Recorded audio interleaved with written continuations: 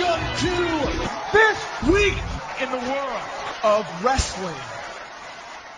Welcome to TWitWoW, the best wrestling podcast made for wrestling fans, by wrestling fans, on the web today. I'm John, that's my cohort and commentary Ashton, and this is our Lucha Underground review, and boy did I miss saying that.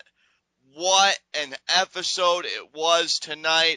We have finally crowned our first world champion of Lucha Underground, and for my money, Ashton, AZTEC Warfare lived up to the hype.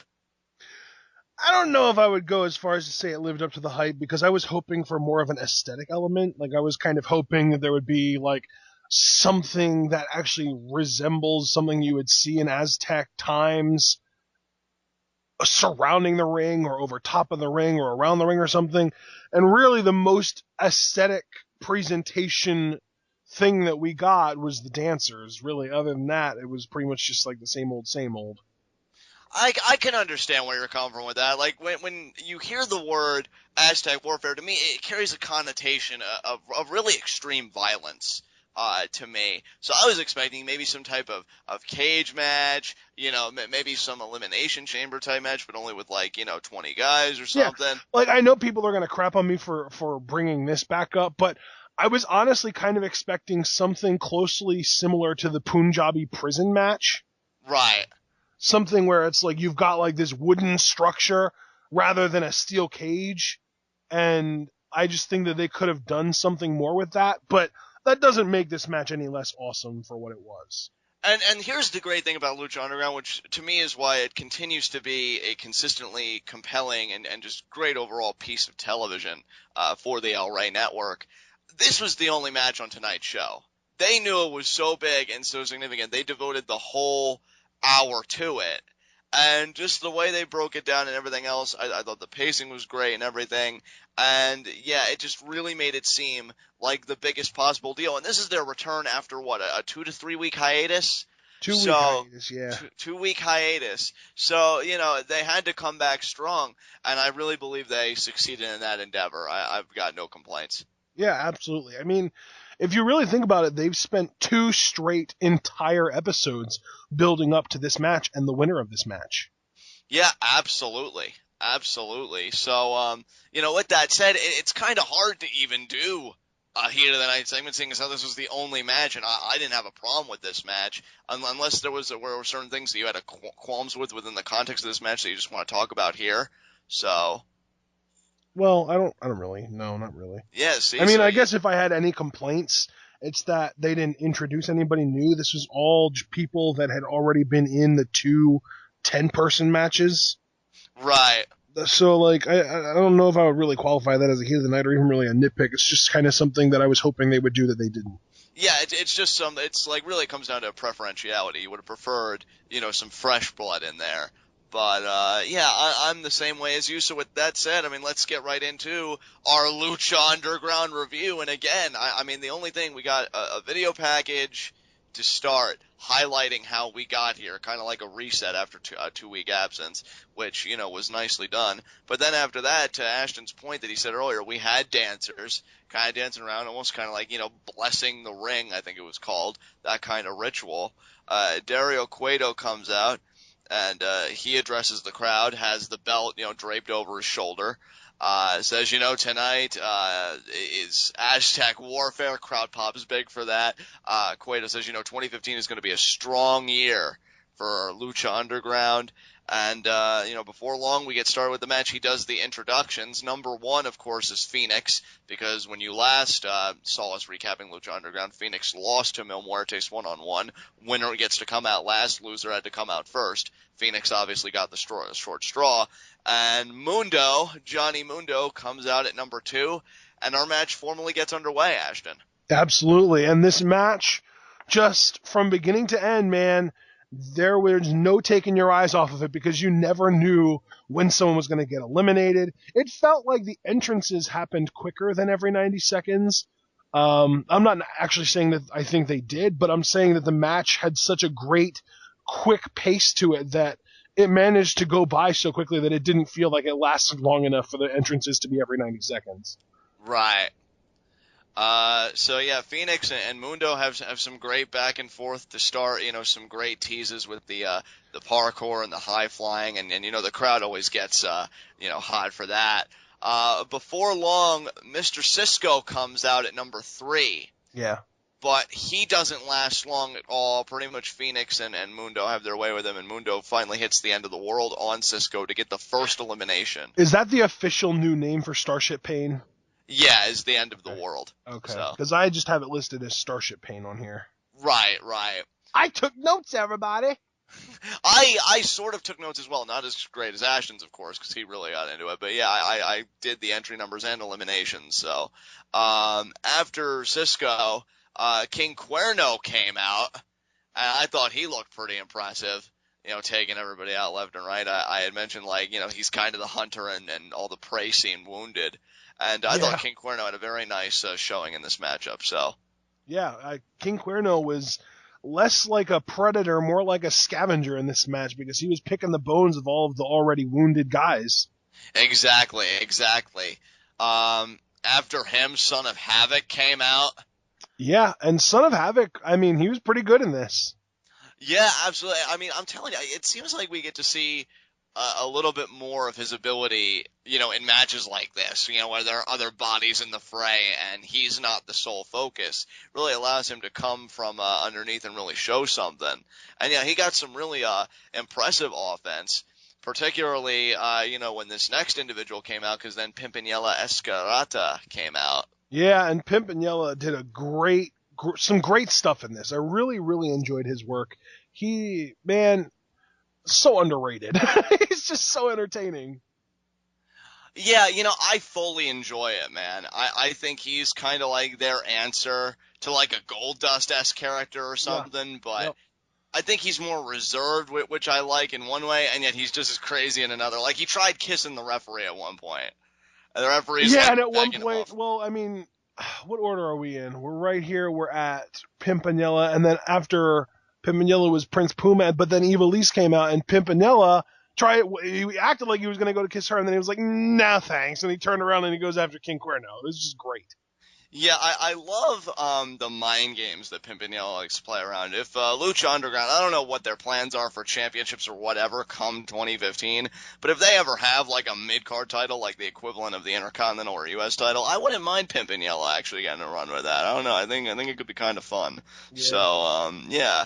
After him comes our next like really big entrant alongside Phoenix and Mundo, in my opinion, and that's Prince Puma. Yeah. And Puma, man, just an amazing high flyer. Just so good. Comes in, drop kicks for everybody, Hurricane Ranas for everybody. So he's pretty much lighting up the night, so to speak. And but I don't think he gets any eliminations quite yet with his early entry, like Mundo did with Mr. Cisco. But then Ivelisse comes out at number 8. Yeah, she comes out and she immediately does some really impressive stuff that kind of makes you say, oh, well, I know she's female, but she's really taken it to these guys. I guess she really can hang. If you didn't know that already, which you and I did. Yeah, absolutely. And what I like about it, it's so weird because, with Sexy Star, they always, go out of their way to say, oh, she's a woman and she's taking on all the odds and this and that. And we'll get to Sexy Star a little bit later.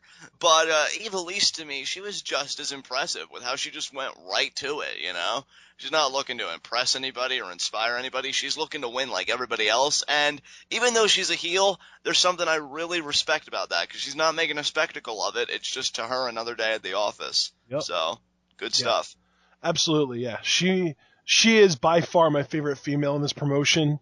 I know Sexy Star is made kind of a big deal out of, but for me personally, Ivelisse is awesome. Oh, absolutely. Absolutely. And you know who else is awesome?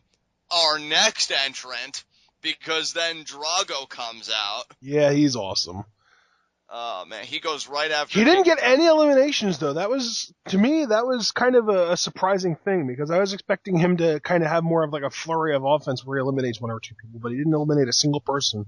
Yeah, that shocked me too, dude. Because I would like to think that Drago is one of the bigger stars, like somebody that's like right below Prince Puma's status, but could easily overtake that status with aggressive booking. And yeah, he didn't get a single elimination here. Unlike King Cuerno, because wasn't it at this point? Because I don't think Evil Lease lasted that long, nor did Pimpinella. I feel like Son of Havoc kind of eliminated him at this point. Yeah. Son of Havoc eliminated Pimpinella. Pimpinella was actually the second person to be eliminated after Mr. Cisco. And then King Cuerno eliminated Evil Lease with the Thrill of the Hunt. Yeah. Oh, is that what it's called? Yeah, I like that, man. That's some good stuff. Yep. Next entry after this was Bale Boy, or as we'd been calling him up until then, was B-Boy. They don't even call him Bale Boy. They just call him Bale. Bile? No, Bale. I think I'm just going to stick with B-Boy if it's all right to you. I mean, yeah, that's fine, but they call it his name in Lucha Underground is Bale, so you calling him B-Boy, you might as well be calling Johnny Mundo John Morrison. Yeah, true. I'll work on it, but I'm not always the best with pronunciation. So. Just think Bale of Hay. Bale. Just like that. Yeah. Yeah, okay, then. Well, then, yeah. Bale Boy, he comes out. Not Bale Boy, just Bale. Bale, see, B-Boy. You know what, B-Boy, because I'm not doing this. I'm not doing this every episode. Well, I don't understand why it's so difficult. It's just Bale. There's no boy at the end. It's just Bale. We are not making a Cool Whip out of this. We are not. So, B-Boy comes out. You're the one turning this into a Cool Whip. So he comes out, and he sends Mundo into the ring post. That was some offense I got there. Yeah, people were targeting Mundo a lot, I noticed, and he was just trying to survive. Everyone was targeting everyone. You just have a biased point of view. Of course. They were just targeting the earliest guys. I know Puma was getting attacked a lot, too, because he came in at number 7. But, yeah, he came out. He did some stuff. Cortez was soon to follow. He came out. And when those two guys got out, they started to kind of work together, but I mean, really, it didn't do them much as far as helping them because after Son of Havoc got eliminated by Prince Puma, which happened at some point while everything else was happening before Bale and Cortez came out, Bale and Cortez got eliminated consecutively. Bale got eliminated by Prince Puma after a standing shooting star after some other crazy combination of kicks and stuff. And then Cortez got eliminated by Johnny Mundo after a running knee strike. Yeah. So they both, Puma and Mundo, respectively, made quick work of Cortez and B-Boy here. And then Ricky Mandel comes out. Yeah, and this was the point that we were like, okay, really? You're going to let Ricky Mandel come out, but we're not going to debut Cage tonight. Okay, whatever. Yeah, that's the thing. We're still waiting on Cage's debut, but I just hope it's next week because I'm really looking forward to that dude showing up. Yeah, I mean, after everything that you and I have watched of him, I think it's going to be a phenomenal debut. And here's the thing, you really can't fault Lucha Underground in their defense, because I think they even said that the constituents of this match would be the two 10 participants in the respective battle royals. Yeah. So, but again, it comes down to a preferential thing. So he comes out. I don't even really remember him doing much, to be honest, besides maybe flexing a little bit. It didn't really stand out to me in this match. But then again, so many crazy things happen that maybe just the lines are becoming a bit blurred. I know that after this, though, Big Rick came out, and that's when I think business really picked up. Because he comes in, he gets a forearm to Mundo, forearm to Puma, and then I think he catches Ricky Mandel in what was formerly known as the Book of Ezekiel, but I don't know what he calls it now. Yeah, I don't know what he calls it, if there's a name for it, but let's just go with Uranagi for now. Yeah, he hits the Uranagi. And Ricky Mandel just immediately gets eliminated. Yeah, and then the cool thing was he had Drago up like he was going to do something to him, and then King Cuerno just came over and was like, no, give him to me, let me finish him off. And he passed him over to him, and so that King Cuerno had him in the fireman's carry, and then King Cuerno eliminated Drago with the Thrill of the Hunt. Yeah, so I love the sense of continuity that this match had, because Cuerno is clearly not done. Dude, this entire promotion is so self-aware, I absolutely love it. I know, right? It's amazing. Yeah. But then, after getting eliminated by King Cuerno and Drago leaves, King Cuerno ended up, I didn't even catch it because I had to refresh what I was, the video that I was watching because I was starting to lag out like crazy. But apparently, King Cuerno got pinned by Johnny Mundo, and I believe it was just like a quick roll-up or something like that. Yeah, I missed it as well, so I'm going to have to assume that he just caught him like in a hiccup-like maneuver, cradle, roll-up or something like that. So yeah, then Cuerno gets eliminated by Mundo. And then as far as entrants go, our next entrant after Big Rick was Pentagon Jr. He came in, he did some stuff. I think his main target was probably Phoenix, because I know they've kind of been feuding a little bit and doing their thing. After Pentagon Jr. came Superfly, and I think he got some Hurricane Ranas, some aerial maneuverings. He actually looked pretty decent here. I know at one point Big Rick wanted to take him out, but he vaulted over the ropes with a senton onto Pentagon Jr., so that was what kind of stood out to me about Superfly. But then Pentagon Jr. had a really good showing in this match. Yeah, I really feel like he's another one. There are so many talents in Lucha Underground that I feel like could quite easily be elevated or given more prominence, just permitting that they get the green light, so to speak, because Drago's one of those talents, and I think Pentagon Jr. is definitely another one. I mean, he did get a backstory, which I think is pretty significant, because not every Lucha Underground roster member can say that. But then I think business really picks up again, Ashton, because our number 16 entry was Chavo, and he brings a steel chair with him, the first guy to really utilize that everything is legal in this matchup. Yeah, he actually ended up tying Prince Puma for the most eliminations in this match, believe it or not. He cleaned house with that chair. Eliminated Superfly. I think he got Pentagon Jr. within the same vein. That chair was his best friend in this match, without question. Yeah. So he was cleaning house. Next entrant after him was Mascarita Sagrada, which, who is always awesome. Yeah, he is. Oh my God, so much better than El Torito or Hornswoggle or just any smaller competitor that WWE likes to bring into the fold. Because he did some Hurricane Ranas, some arm drags, his typical stuff. But he's taken so seriously, because it's a match like this, and he's not really looking for comedy, that it's wonderful. Then after him, Sexy Star comes out. And of course, Chavo's still kind of doing his thing all the while, but she immediately guns for him. They have a little bit of an exchange. I think she nails a Hurricane Rana to him at one point. A lot of Hurricane Ranas and head scissors in this match, if I recall correctly. So yeah, they had their beef. Then number 19 was Mariachi Loco, and he actually looked pretty good because he was a freshman and everybody else is kind of worn down. I know at one point he even hit like a super kick to Prince Puma that I thought looked pretty cool. So, yeah, Mariachi Loco, not bad in my book. Yeah, no kidding. And then number 20, Mil Muertes. We already knew that this was going to be number 20, but it didn't make it any less awesome when it actually happened. Yep, because he's coming out with Katrina, and he just set the world on fire. What I love about him, he is a human weapon.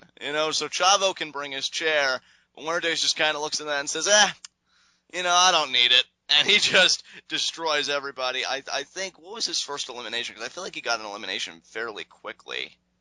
He got, are we talking, Mil Muertes came in and he almost, I feel like he had 2 eliminations. The first one, it was El Mariachi Loco was the first one. Yeah, because he hit his, he hit an inverted STO. Yeah, like his flatliner, but it kind of had a jumping variation. Kind of reminded me of Carlito's old finisher. When he adopted more of a high-flying style.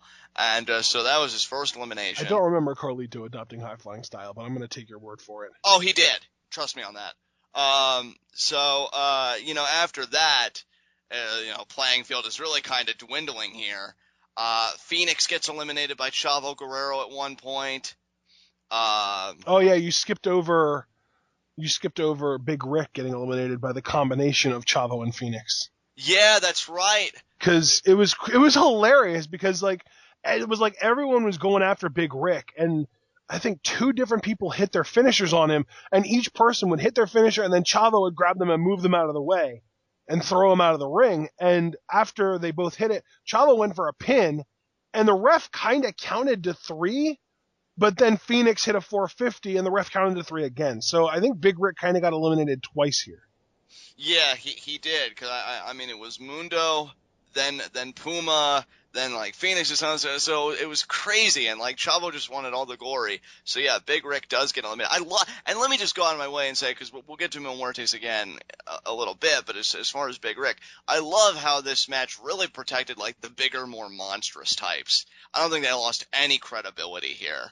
Yeah, I mean, spoiler alert, guys, but a babyface won this match, and we were both expecting a heel to win, but the fact that a heel didn't win, and the fact that the big time, big name, top potential number one contender heels were protected so well is a big deal. Yeah, I think it kind of canceled each other out, because I was a bit disappointed that a heel didn't win, because, you know, I just felt like that would have been a good tone to set for 2015. Right, because, I mean, well, here, Big Rick got eliminated. We already talked about that with Chavo and Phoenix doing their thing. Yeah. And then Phoenix, which you already mentioned. But then Chavo gets eliminated by Sexy Star because Blue Demon Jr. returns, and he kind of sets Chavo up. He gives Sexy Star the assist, and Sexy Star nails the chair shot to the head on Chavo for the pin. And then Mil Muertes ended up pinning Sexy Star, but then we came down to our final three. It was Muertes, Mundo, and Puma. And Mundo and Puma double-teamed the crap out of him. They both hit at 450. They both pinned him at the same time. And Muertes was out of this thing, so it came down to Mundo and Puma. Yeah, and you know what, though? They really went out of their way with Muertes, because that whole setup was Mundo hit the flying chuck on Katrina by accident, which sends Muertes into a rage. And I actually thought that it was going to be to Muertes' benefit to just rage and rip both of their throats out and get the win. But I think they played it up as his judgment was clouded because Katrina was hurt, allowing them to capitalize, like you said, 2 450s and the double pin. So they really went out of their way to protect Muertes, and I love that. If we couldn't have him as champion, which I do think he will win that title this year, I really feel like they went out of their way to make him seem like, okay, he's still our monster. He's still somebody you don't want to mess with. Yeah. So great stuff. And then, as you said, Ashton, bringing it full circle, because I had mentioned to Ashton while this was unfolding, it's fitting that the first world title match comes down to the first, to the two guys that main evented the first episode. Dude, it's so crazy. I feel like we should have recorded live reactions to this. Yeah, because as you all can imagine, once we knew that a heel wasn't going to win this, I just kind of let my fan flag fly. He was losing his mind, guys. He was freaking out, screaming at the computer, telling Johnny Mundo to punch him in the face and all this crazy stuff. He absolutely lost it. Somebody tried messaging him on Facebook, and it was, okay, I get your message. I'll answer you later. Wait. It's like, wait, I do not have time. And then, because here is something, and I'm not bitter at all, right? But here's something I really have to credit both WWE and Lucha Underground for now that they have Mundo. They always know how to use him so that they get the diehard fans like me worked over something fierce. Because there's a point in this matchup where he hits a poison dart arrow, avalanche style, off the top rope onto Puma. It's a poisoned Hurricane Rana, dude. I don't know. Poison Hurricane Rana off the top rope. And I'm thinking, wow, that's pretty devastating. And then I kind of noticed that Puma's in the corner. And so I'm starting to connect everything, and I'm like, oh, well, that's funny. He's going to get the knees up, right?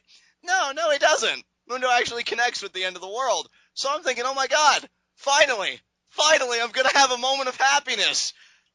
And Puma kicks out. Yeah, he did. And you know what, though? I'm sad as a fan, but as I've said, one thing that I love about TWitWoW, we can have our fandom moments, certainly. Nothing against that. But we always try and be honest and objective. And I loved, because here's the thing, Puma's the first guy to kick out at the end of the world. And altogether in the history of that finisher, he's a part of a very short list of people who have kicked out of that thing, period. So that to me is a huge deal. Beg pardon? I said, yeah, never forget Mark Henry. Yeah, never forget Mark Henry or The Miz. Did he really? Yeah, he did in their Falls Count Anywhere match. Oh, he's the worst. I know. I know. But yeah, I mean, Puma doing that, after coming in at number 7 and everything, showed resolve. I mean, hell, before all that, and what I thought was going to be the end of the match, and I had come to terms with it, Puma had a flux capacitor to Mundo, which looked sick. So these guys went out and they killed each other. But after Puma kicked out of the end of the world, the writing was on the wall. I said, yeah, Puma's definitely winning this. And he did, because Mundo tried setting him up on the top rope, but he got crotched on the rope. And Puma, I think he hit a kick. What was it? I mean, Yeah. He kicked him. He kicked him to the head, and then he hit the 630, and it was over. Yeah, the 630, and it was over. Prince Puma is our inaugural Lucha Underground heavyweight champion. And you know what? Again, as a fan, I would have marked out all over the place. Maybe I would have even gotten the recorder ready to do a little something for Mundo. But Puma is an excellent choice. Again, it kind of has that full circle feel about it. I feel like the episode kind of got cut prematurely for you and I, Ashton, because Conan had come out, and I was interested if he was going to cut a promo or celebrate with Puma. But it just kind of shifted for us anyway, right there, just as soon as Conan came out. And I'm like, wow, what a douche move.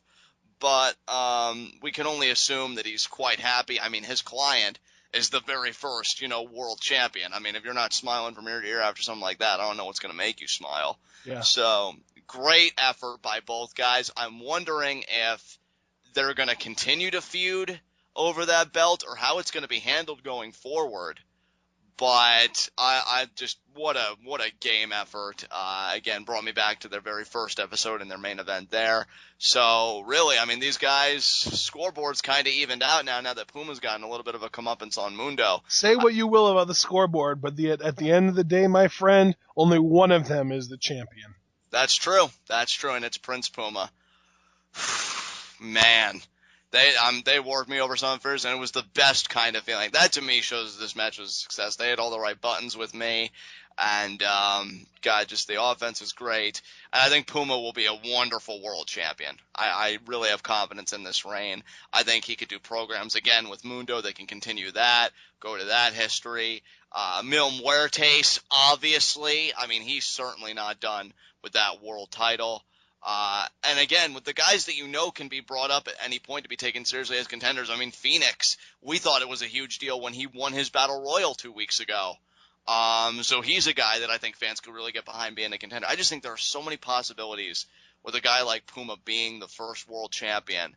It's going to be fun, especially with Conan's influence and them planning up that whole story. There's going to be a lot of interest in the coming weeks for Lucha Underground. And really, this whole year is looking promising if it's starting off like this.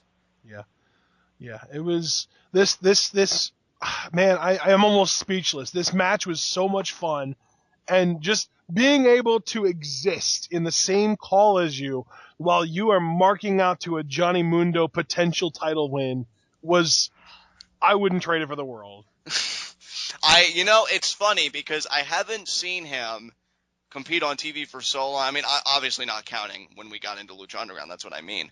That I was so grateful when you brought Lucha Underground to me, and I'm like, oh, great.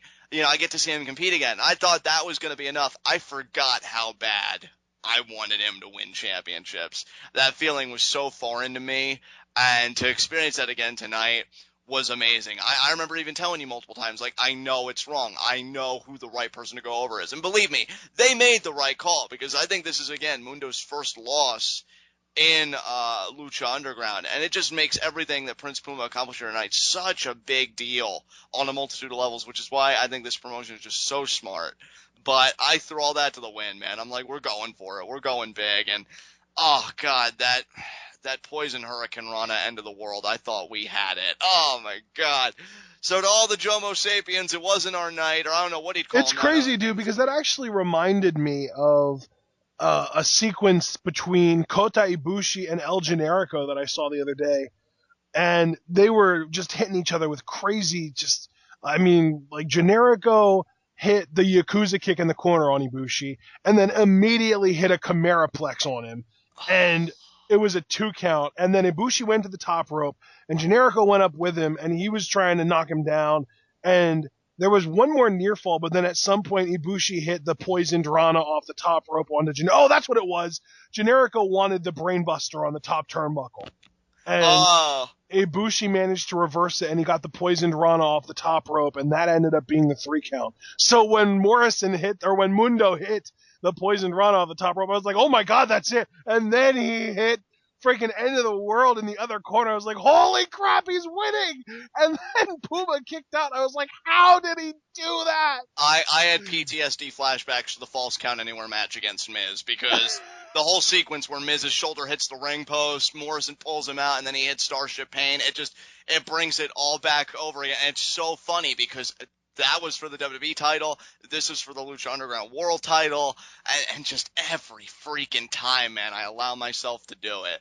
But I no regrets, yeah, it's that fan kind of disappointment. But if you appreciate wrestling for wrestling and stories for stories and promotions being intelligent, this was still a wonderful piece of work. I do not want to detract from it at all because of my own personal bias, which should not influence us at all, guys. This was phenomenal, and Puma's going to be a proud champion, a great champion for this promotion. And, again, I see him having a nice lengthy run. Hopefully. Now we're going to get to see how Lucha Underground, their booking philosophy of champions. Is it going to be like NXT? What's it going to be like? I'm hoping so. But I could see Puma having a nice run. Muertes, I'm still convinced, is winning it this year. And Mundo, I'm going to stay mum on him, actually. It would be easy for me to say, oh, yeah, he's going to get a run too. But, history has shown us, sometimes he's really just there to kind of steal the show and do that, which is just fine. So, In my opinion, I think Prince Puma needs to lose the championship within 2 or 3 months. Yeah. Preferably to a dominant heel, I'm guessing, like a Big Rick or. Well, I was thinking either that, either to Mil Muertes. And when I say lose the title, I should specify either lose the title or turn heel, because we need a heel champion within the next 2 months or so. Yeah. And I'm gonna say either Mil Muertes or Alberto Del Rio, whoever he ends up. Oh, he is supposed to come here. That's right, and I'm kind of excited about that because I'm sure he'll be refreshed and renewed. I heard backstage reports that Ring of Honor loved working with him. He was very easy to get along with, which was wonderful to hear. Hopefully he'd bring the same disposition to Lucha Underground. And, another question that I hope to finally see get answered in 2015, which I'm sure we will. Angela Fong was doing scouting again in this match. That was another story real quick. That's right, yeah. Did you by any chance catch who? No, I don't know who she was paying attention to in particular, but I mean, whoever it is, I just don't know. And yeah, it's funny you mentioned turn heel because, again, Conan's influence, I think, is the wild card. I could see Puma having some babyface defenses at first, but maybe he's just winning by the skin of his teeth or something. It seems like he's coming closer and closer each time to losing the title. And in the match where it seems like, the babyface tricks and the pandering isn't going to work, maybe Conan slides into him the belt or a chair or something, and he kind of has a conflict of conscience, but then finally decides to use it. And that would be a Puma heel turn. So, and again, that's why I love Puma being the first champion, even though, again, we've been saying heel, heel, heel. It does open up a strong array of possibilities. So, we'll just have to wait and see. But, yeah, this match was excellent. Thoroughly enjoyed this. Absolutely. All right, dude. I mean, I don't really know how much else there is to say. Do you want to maybe go through and talk about any of your favorite spots that happened during this match? Favorite spots. I gotta be. I don't say this to be mean, but I mean, Mil Muertes spearing Sexy Star. I actually did kind of get miffed at her because here Puma and Mundo were working on Mil Muertes, and she was trying to work on one of those two guys. So then when Muertes just explodes out of the corner and hits the spear, it was a beautiful spear, and to Sexy Star's credit, she sold it wonderfully. So that was cool. Son of Havoc actually nailing a shooting star press to Pimpinela Escarlata. That was really cool. So yeah, dude, a lot of great moments in this match. What about you? What were some of your favorite moments? I think some of my favorite moments came from people that I don't usually consider to be a personal favorite. Like, Mascarita Sagrada had some really awesome babyface spots in this match. Between his little interaction with Big Rick, where he ducked the clothesline and he was using Big Rick's momentum against him and that kind of stuff, that was really cool to me. And then obviously Big Rick got the clothesline and absolutely killed Mascarita. But, and King Cuerno is quickly becoming one of my favorites in this promotion because of the way that he plays up the Hunter gimmick. I love guys that get invested in their own gimmicks. And speaking of people that get invested in their gimmick, Pimpinella, man, is so good. And I think that my favorite part about that gimmick is that he's a baby face. Yeah, Like, he's this over-the-top, flamboyant character, and it's not something that people hate, like 1996 Goldust. Yeah, absolutely. You know, people have fun with it. And I feel like Lucha Underground 2015, you know, we just got done a little bit ago, actually, doing our 2014 year-end awards. I'm thinking Lucha Underground, seeing as how you did like a lot of non-WWE selections for your 2014, I'm thinking Lucha Underground may have a bigger presence when we do our 2015 year-end awards for May, because and that's the great thing is we've only really been paying attention to promotions outside of WWE since like May, June-ish. And we've only been doing videos, like live reactions to non-WWE promotions just for December, really. We didn't do anything before December, but then December hit and we were like, okay, we're going to do ROH. We're going to do, of course, NXT isn't really non-WWE, but you get the idea. And then now we did the one to Wrestle Kingdom 9, and we're really starting to expand our horizons. And Lucha Underground was something that we only started doing episodes of TWitWoW for in, I think, November was when it started. Right. So, I mean, for one of the more expanded channels as far as wrestling reviews go, we're still pretty new to this whole everything outside of WWE game. Yeah, and you know what? I love it, though. I do. I know. love it. It's so good. And I'll tell you something, guys. It's like I commented on Tweetov. I wanted so bad to like mark out just how good the finish was, even though I didn't get the desirable fan outcome. But I simply said that those who did not see this match, they need to check it out because it was so well done. And this promotion, I think, is really one to be on the lookout for in 2015. And I watch it both with an excitement and a tentativeness, because you know when a promotion has the kind of luster that Lucha Underground has going for it right now, all it takes is a few wrong turns, and I feel like every episode is them kind of walking a tightrope of, are they going to continue to produce genius, or are they going to, you know, fall off? And I think you could say that about any show. Hell, you could even say that even with their consistency about NXT. Yeah. But, you know, I mean, NXT has had a few runs where they put out multiple episodes in a row that we didn't really get super into, but I don't think that we've ever really disliked an episode of NXT. And I think that what that really comes down to is the runtime. It's only an hour, so if it's not something that you're super duper into, it's only an hour. You didn't really waste that much time watching it, and if you can't be entertained by something like that for an hour, then you shouldn't be watching it in the first place.